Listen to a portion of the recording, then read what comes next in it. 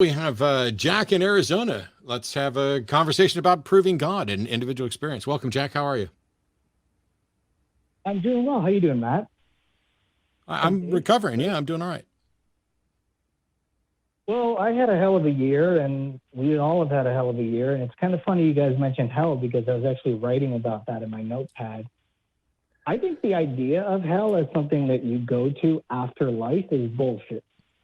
It's completely incompatible with a loving God. And I've thought about hell a lot because I think about things like war and I think about things like grief. I've lost people to cancer.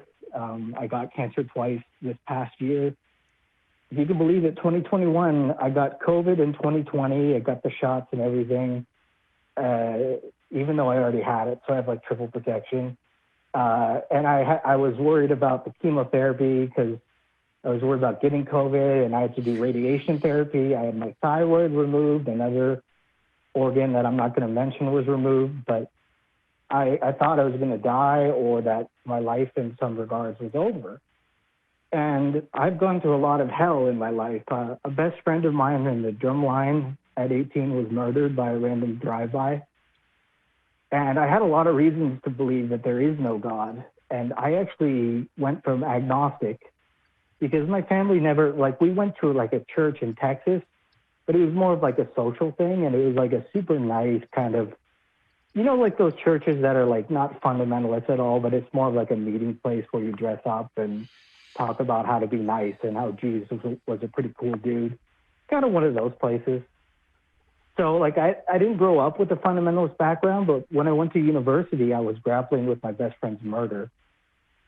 And basically I had a mental breakdown and a psychotic episode where I thought like Jesus was sending me messages through music and Red Hot Chili Peppers music and the Bible. And at this time, Pandora was an app on computers. And I just went through this rabbit hole of thinking that it was the end times. And I had this crazy experience, crazier than any drug you can imagine. And I've gone down that road as well, but I'm not going to get into that. But what was interesting was that the psychiatric kind of atheistic response is that, oh, that's just a chemical imbalance. But for me, what I was seeing was this weird kind of almost like an acting out of a personal apocalypse because my own faith in God was shaken. And I thought, how could there be a God if my friend is murdered? He was going to be a drummer, a professional drummer, a better drummer than me. He played the quints and I played the bass drum. Just an astonishingly good human being. The fact that he died made me pissed. Like, I was like, how dare you, God? Like, in the same way, like when I hear about an atrocity or something, I feel like I want to blame God. But the thing that brought me back to Christianity and to kind of a blend of Taoism and Terence McKenna and Alan Watts, and I listen to stuff that I think is valid and true, and if it resonates with me, I'll hold on to it. But if it feels like bullshit, I'll drop it. And fundamentalist Christianity is bullshit. I think we can all agree with that. But no one is ever going to be able to convince you that God is real. It's a personal journey. No one can ever you could lead a horse to water, but you can't make the horse drink. I mean, if you want to knock on the door, Jack. I mean, I'm not trying to. Jack, this is where you lose me. I appreciate the fact that you had an incredible story, that you're being thoughtful about a lot of this stuff. But when people say nobody's ever going to be able to prove God, it's a personal experience, I have a couple of questions. The first is, name another external universal truth that's only accessible through personal experience. I can't think of any, and nobody's. No. Those aren't. No, sir. Jack, listen to the question carefully. What other external to the individual, universal truth is only accessible through personal experience? Name one. Do you believe that love is a real phenomenon that exists between people? Love is an internal, personal, non-universal experience. Love does not exist as an extant. Love does not exist as an extant thing. Love is not an entity or an agent. Can I prove Yeah, that? I It's not so if someone were to claim that love is an extant thing, they would have to prove that. That's where the proof is. It's something Because that exists within because a person. It can exist be- between people. It can exist between nations. no, it doesn't. It doesn't exist between people. That's my point, Jack. No, but I have people that I love. Like I have best Yes. friends from Canada. Listen to the sentence. I met Jack, stop. I let you talk for ages. Now we're having a back and forth. So listen, you said you have people that you love. Listen to, in the sentence, you love. That's something you do. And you can love someone irrespective of whether they love you back. But if they do love you back, that's them doing it, which makes it a subjective, internal event. It's not that love exists as something outside there. Then how come we can write poetry about it and write a poetry book about Jesus You're missing Christ, it. Jack, compare what Matt just said to the idea that there's a God that exists, whether you interact with him, it, they, or not. That's the point he's making. You're saying, and the question I would ask you, Jack, you talked a lot. Let us talk too. It's our show. I want to let you talk. The question I would ask you is in your experiences that you've had, and we've all had these experiences in life. I'm sorry about your cancer, but I have ALS. It's a terminal illness. I've got just a few years left to live. I don't need there to be a God fact. Thank you. But the difference between me and I don't even know what to say because all right, hang on. I'm going to mute Jack because Jack doesn't know how to shut the fuck up. Jack, listen, my man. We listened to you for so long. The point I'm making, I've also lost good friends. I just mentioned that with the previous caller. And the difference between me and you is I don't need to factor a God into these experiences. I'm okay with the world just working just like it is, because it makes a whole lot more sense and it's a whole lot less confusing than trying to factor a God into our experiences, whether they're positive experiences or negative. The question I would ask you is, why do you feel the need for there to be a God as you live your life and have these experiences? Okay, well, thank you for explaining that, and I apologize for over talking. I'll try and be succinct. It's okay. The reason why I believe in God is that essentially I believe in a prime mover. I got really deep into meditation, into Buddhism, into float therapy, psychedelics. And what I learned through those experiences that my mental health crisis was simply like being tossed into the ocean during a storm. And essentially what was happening was I was drowning because I couldn't swim. So when I learned about meditation and when I got into that, I learned that I was spending all my life looking for God everywhere outside of me, but we all have the kingdom of heaven within us. So Christianity and Buddhism and Taoism have a lot more in common than we realize.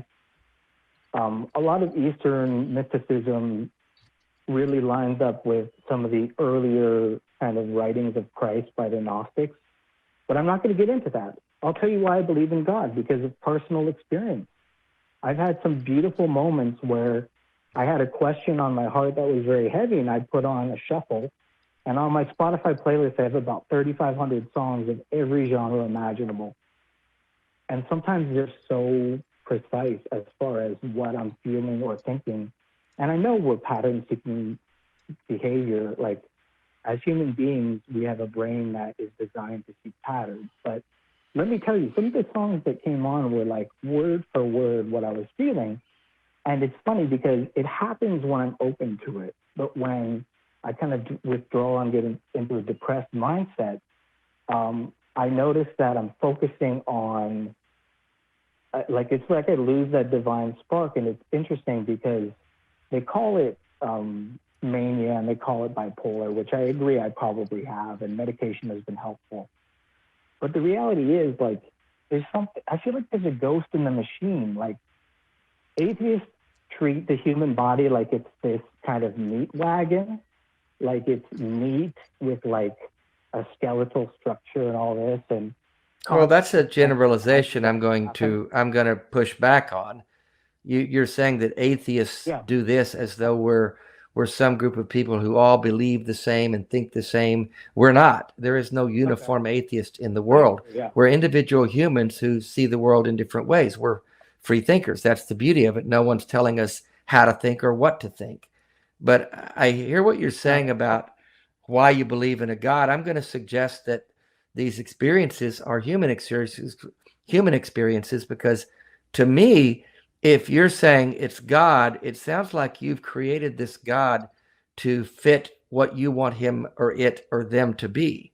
Yeah. And if you're doing that, it loses all definition, and it's just a human experience. If everyone has an internal God that treats them the way that they think they should be treated, and they're going to call that God, there's no definition to that. You've created this thing in you that you're calling God, and everyone else can say the same thing about a different experience. So it loses definition then. So, Jack. Let me give you No, an analogy. no, Jack, it's my turn. So when I tried to talk to you about how love is a subjective internal experience, your response was, then how can we write poetry about it? And the question I was going to ask you, which you don't have to answer now, you should go off and think about it, is this. Yeah. Can we write poetry about subjective external experiences or internal experiences? The answer is yes, we can, and we do. We can write poetry about hunger and love and desire. All of those are subjective internal experiences. None of them are external. Jack, I swear to God, interrupt me again and I'll drop you like a hot fucking rock. Yes, we can, in fact, write poetry about those things, because if they are external universal truths, then you can demonstrate that, which nobody's actually bothered to do. But you talk about how you believe in God because of personal experience. The problem here is, and this is what Dave was pointing out, is that you don't seem to care about any methodology that would demonstrate whether or not your interpretation of your personal experience is true. Because if you put yourself in the right frame of mind and you go to your Spotify playlist, you get a song that specifically speaks to you. But how do you know whether that's from God, from a God, or your brain interpreting things in exactly the way you need at that time? Because we know that you could play different songs for people and they would read into it. We know this because of the Barnum effect. We know this because astrology is bullshit, and you can read horoscopes to people, and it doesn't matter whether they were readings for a particular star sign or bullshit you made up. People find that they are true and appealing to them. So how do you know that because your Spotify list hit something important, that this was in fact a message from God and not just your brain interpreting it that way? Can I give you a funny example? Not so serious. You can answer the question. I don't need another example. I need you to answer the question on how you tell the difference between those two things. Let me tell you an example, a story. No, sir. No, sir. I'm saying, how do you tell the difference? Are you going to answer the question or not? I will answer with a specific example, and I'll tell you. No, sir. No, you fucking won't, because an example is not an answer to the question. I'm asking for the methodology that you can use to. All right, you're done, Jack. Sorry, you're just done. Do you want to be done, or do you want to actually try and answer this? I'm trying to answer. I don't fully understand the question, and I'm trying to. Okay, let me make the question really simple for you. You ask a question and you hear a Spotify song that has significance to you. How can you tell the difference between a song that has significance to you because God is giving it to you as a message, and a song that has significance to you because your brain is injecting that significance to it? How do you tell the difference between those two situations? So basically, my Spotify playlist is set up to automatically download a recommendation of about 50 songs every week. So a lot of the songs that come up randomly are songs I've never heard before. Now, the funniest example of this is when I got back together. No, sir, you're done, Jack. Goodbye, goodbye, goodbye. I guess I'm sorry. There's just the honest answer is he can't tell that that's God, and that's just it's hard to admit that. but he's predisposed to believe there's a God, and so he inserts the God label on just an experience. Yeah. When I ask That's you, it. how do you tell the difference between A and B? And you say, well, my Spotify playlist is set up to come up with random songs, including songs that I don't know ahead of time. All of that is completely irrelevant. It's just anecdotal, and to And it's slap the a God reason label why on an anecdote is just your irresponsible. inability to answer that question now is exactly why you believe the nonsense you believe now, Mm-hmm. because you don't know and you don't care about the truth. The truth is you have no way of telling whether God sent you that song because it's the message God wanted for you, or whether you, upon hearing that song, interpret it in such a way that you reach that conclusion all on your own, absent a God. Mm-hmm. The propositions that you are accepting are unfalsifiable. I'm genuinely happy for you, Jack, that you found value in stuff. I'm genuinely happy when somebody finds meaning in a song. I find meaning in songs all the time. But when you interpret that as if it's a message from God, and then you say, well, everybody has the kingdom of God in them, and all these religions are the same. No, sir.